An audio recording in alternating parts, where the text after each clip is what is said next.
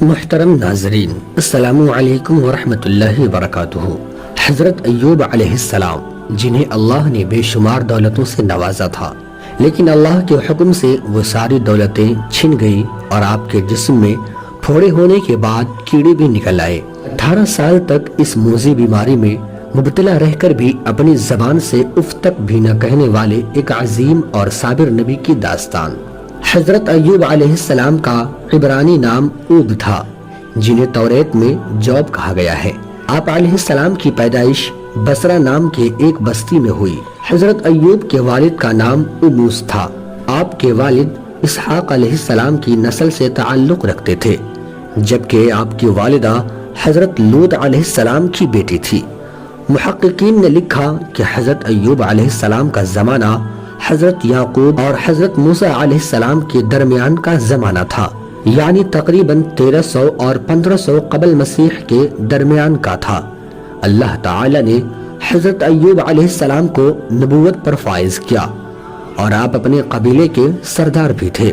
آپ علیہ السلام کو اللہ نے بے شمار دولتوں سے نوازا تھا۔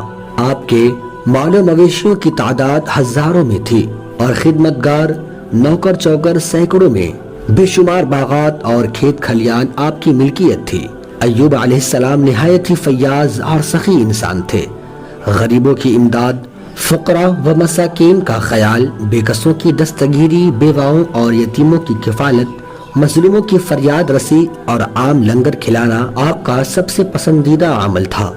حضرت ایوب علیہ السلام سے متعلق توریت میں ایک صحیفہ موجود ہے جس کا نام صحیفہ ایوب یعنی دا بک آف جاب ہے۔ آپ علیہ السلام کی بیوی کا نام رحمہ یا لیا تھا، جو حضرت یوسف علیہ السلام کی بیٹی تھی۔ آپ کے 7 بیٹے اور 3 بیٹیاں تھی۔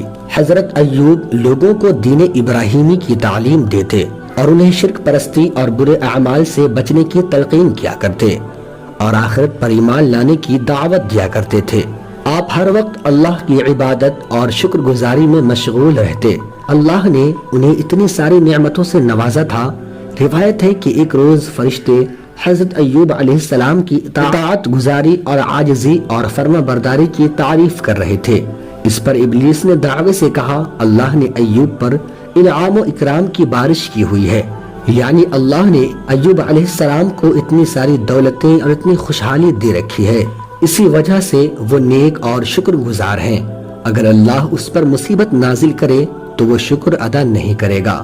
لہٰذا اللہ تبارک و تعالی نے فرمایا کہ جسے آزمانا ہے میرے محبوب بندے کو آزما لے، میں ایوب کو مصیبت میں بھی ڈال دوں گا، تب بھی ایوب مجھے اسی طرح یاد کرے گا اور شکر ادا کرے گا۔ اس کے بعد ایوب علیہ السلام پر اللہ کی طرف سے امتحان شروع ہو گیا۔ ان پر مشکلات اور مصائب کے پہاڑ ٹوٹ پڑے۔ غلہ کے گوداموں میں اچانک آگ لگ گئی اور آپ کا سارا مال و اسباب جل کر راکھ ہو گیا۔ اس پر حضرت ایوب علیہ السلام نے صبر کیا اور اللہ کی رضا میں راضی رہے۔ پھر کچھ دنوں کے بعد ڈاکوؤں نے آپ کے غلاموں اور نوکروں کو مار کر آپ کا سارا مال و مویشی لوٹ لیا۔ اب حضرت ایوب کی کل جائیداد برباد ہو چکی تھی، لیکن آپ نے صبر کا دامن تھامے رکھا اور اللہ کی بارگاہ میں کسی بات کی کوئی شکوہ نہ کی۔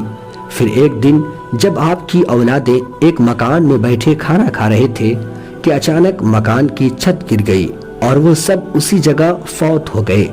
حضرت ایوب علیہ السلام کے پاس اب نہ مال بچا، نہ ہی گھر، نہ اولادیں، نہ خوشحالی کی ایک علامت بھی باقی رہی۔ ایسی مصیبتیں، ایسے واقعات سے لوگ اپنی حواس کھو بیٹھے، لیکن حضرت ایوب کی پیشانی پر ایک شکن تک نہیں آئی۔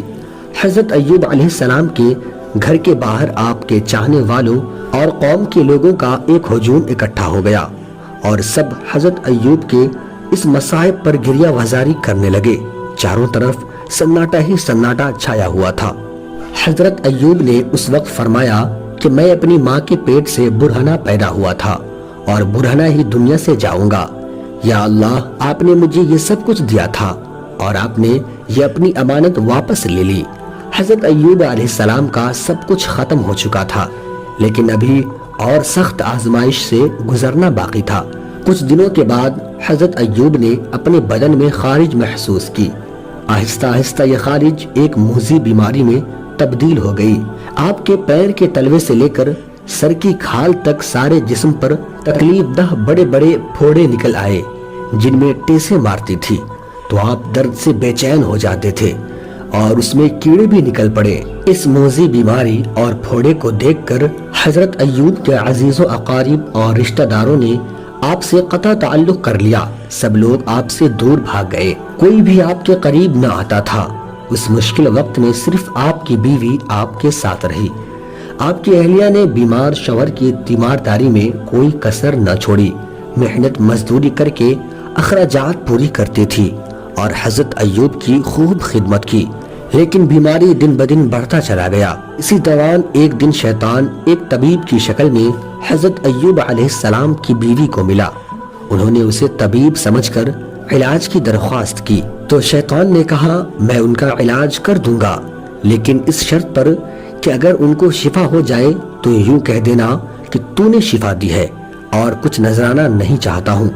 حضرت ایوب کی بیوی آپ کو اس طبیب کے متعلق بتایا تو حضرت ایوب علیہ السلام نے فرمایا کہ وہ تو شیطان تھا کہ اگر اللہ مجھ کو شفا دے تو میں تجھے 100 کوڑے ماروں گا، کیونکہ تو اس کی باتوں میں آ گئی۔ حضرت ایوب کو بہت دکھ ہوا کہ میری بیماری کی وجہ سے شیطان کا یہاں تک حوصلہ بڑھ گیا ہے کہ اس نے میری ہی بیوی سے ایسے کفریہ کلمات کہلوانا چاہا جو کفر و شرک کے الفاظ ہیں۔ اس طرح وقت گزرتا گیا، آپ کی تکلیف بڑھتی چلی گئی، جسم کا کوئی حصہ بھی پھوڑوں اور کیڑوں سے محفوظ نہ رہا۔ حضرت ایوب نے شہر کے ایک ویران علاقے میں جا بسے۔ اس مشکل وقت میں بھی آپ ہر وقت اللہ کی عبادت اور شکر ادا کرتے۔